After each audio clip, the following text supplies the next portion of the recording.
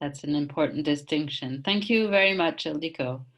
Now we are going then again back to the lessons. So we're doing a little dance here. And I think Audrey has prepared something. She's using WhatsApp in an original way, and she'd like to show us something and tell us the story about that. Even a story that I found interesting is that the school does not want you to use WhatsApp, but everyone's using WhatsApp anyway. So that's an interesting way to deal with management. You're on. Thank you, Pascal. Well, just to precise a little bit, it's not that the school prevents us from using WhatsApp, but they'd rather, in some places, we don't use it because it's a personal device. You need to give your phone number. And some teachers might not want to use it. Nevertheless, just following what Ildiko said, you have to keep things simple and use at first the devices that you know best. And this is what I did last week with my students. And it appears that all my students can connect to WhatsApp.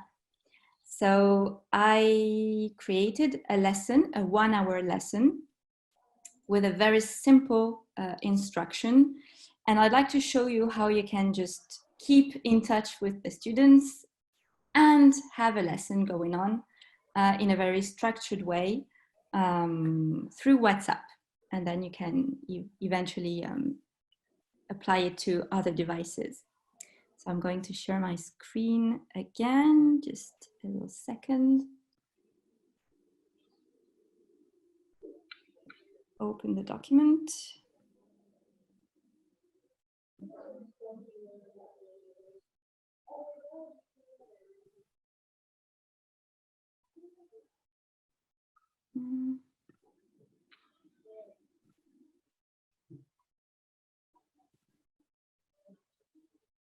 Okay, so can you see my screen now? Yes, we can. Okay. So the idea is to show you how to build an online lesson just using WhatsApp.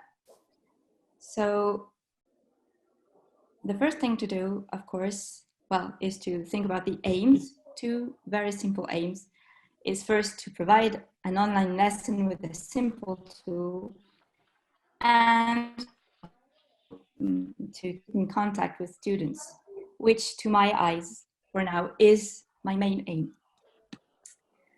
So why using WhatsApp? Just like I said, it's widely spread, it's very easy, and it's very accessible because you just need to have a phone and an internet access. So if a student doesn't have any computer, he or she can still follow the lesson. So this is very interesting.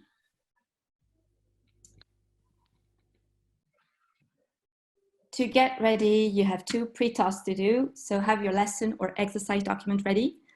I suggest you to prepare a small PDF or even to get ready to have a picture of your document because everyone can open a picture on a phone, on a smartphone, and get also your class group ready on WhatsApp, so creating a new group with all your students. So I show you the step-by-step lesson that I have performed on last Wednesday.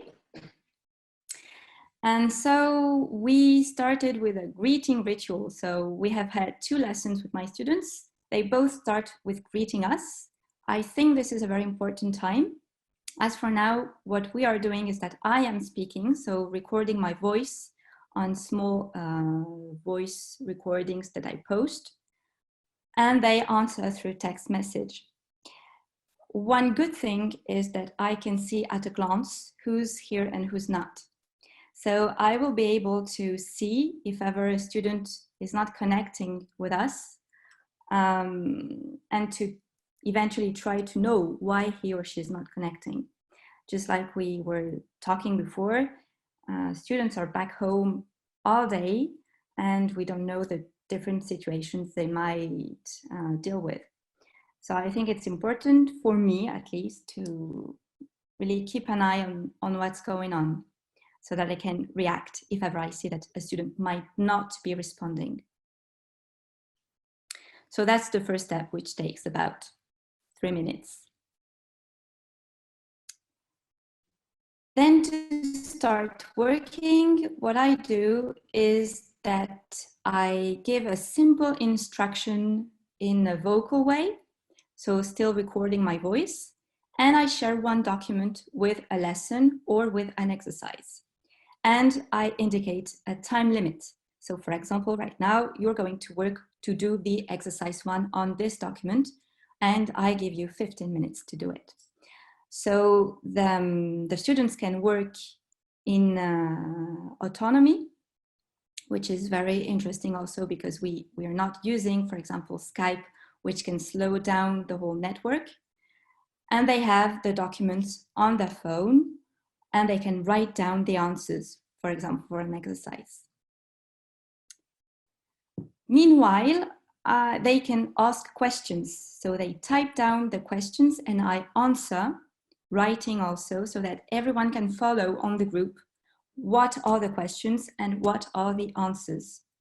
And I try to link my answer to every question so that it's really clear for everyone that this is the answer to that question. And it also leaves for everyone a written path, which is interesting too, because if ever a student couldn't connect at that time, he or she can still go back to what has been going on during the lesson. The only rule you have to give is to avoid any other communication so that you don't have interferences between the questions and it gets very clear.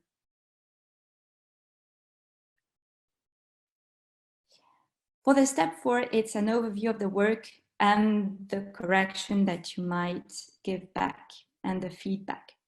So what I suggested the students, since they don't all have a computer to work on, is that they could write their work or their assessment. I didn't assess them right now, but they could write the answer to the exercise and just take a picture and send it back. As for me, I asked them to send it back on an individual thread so that I could give them feedback on their own work really individually. And they could keep on asking me questions more personally. And I can manage doing it during the course or after it. So for example, this feedback was given a day after the students sent me the exercise. So they know that I am correcting little by little, and they can take the time to read the feedback that I send them. Finally, at the end of the session, we are going for a simple debriefing. And to my eyes, maybe this is one of the most important moments after the greeting at the beginning of the lesson, because the debriefing is also a way to make sure that they feel comfortable, either in the general situation and also during the lesson, so that they have achieved something and that they have the feeling that they have been working. So I start with a simple debriefing, asking a question. Do you have the feeling that you have learned something, or how did you find the lesson today? And how do you feel? So this was, you have here an overview of what was going on for my first lesson.